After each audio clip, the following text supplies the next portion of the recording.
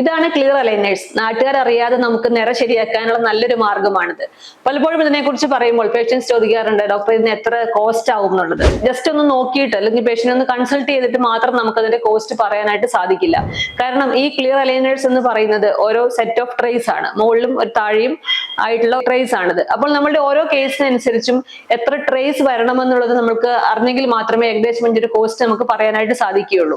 അപ്പോൾ നമ്മുടെ കൺസൾട്ടേഷന് വരുമ്പോൾ നമുക്ക് ഈ ക്ലിയർ അലൈനർ ട്രീറ്റ്മെന്റ് ചെയ്യാൻ താല്പര്യമുണ്ടെങ്കിൽ ആദ്യം നമ്മളുടെ പല്ലുകൾ ഒന്ന് സ്കാൻ ചെയ്ത് ലാബിലേക്ക് അയക്കുകയും അവരത് കമ്പ്യൂട്ടറിന്റെ സഹായത്തോടെ 3D പ്രിന്റിങ്ങിന്റെ സഹായത്തോടു കൂടെ എത്ര ട്രേസ് വേണം നിങ്ങളുടെ കേസ് ശരിയാക്കാൻ എന്നുള്ളത് പറയുകയും ചെയ്യും. അപ്പോൾ അതനുസരിച്ചിട്ടാണ് നമുക്ക് കോസ്റ്റ് പറയാനായിട്ട് സാധിക്കുകയുള്ളൂ.